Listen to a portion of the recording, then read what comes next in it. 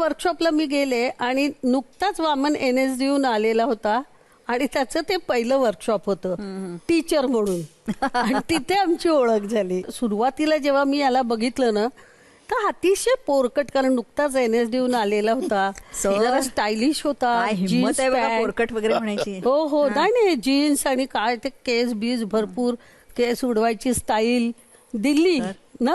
म्हणजे आता याच्यावर जाऊ नको सांगते. आणि मला असं वाटलं की बा हे पोरं सोरं काय शिकवणार आहे नाट्यशास्त्र, त्यामुळे आपण एक दिवस थांबू इथे, उगीच महिना वाया घालवायचा नाही. आणि हे मी माझ्या भाषणात बोलून दाखवलं की शासनाने आम्हाला अपेक्षा होती की नाट्यशास्त्र चांगल्या माणसाकडनं शिकावं, असं पोरकटांकडनं शिकू नये, असं स्पष्ट बोलले मी. माते तुला नमस्कार आहे माझा. आणि मुख्य म्हणजे सरांनी तेव्हाच ओळखलं का सगळ्यात जड जाणारं प्रकरण महिनाभर हे आहे. पण पहिलाच जो वामनने सुरुवात केली जी शिकवायला आणि पहिलं सेशन जे घेतलं ना तेव्हा मी माझ्या थोबाडीत मारून घेतली.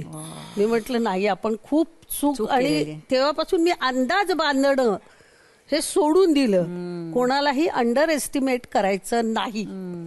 आणि त्याच वेळेस मी सगळं सोडलं आणि काय म्हणतात ते त्याच्या चरणी लीन झाले की आता जे काही आहे ते आपण ह्याच्याकडनंच शिकायचं. साक्षात येस. आमची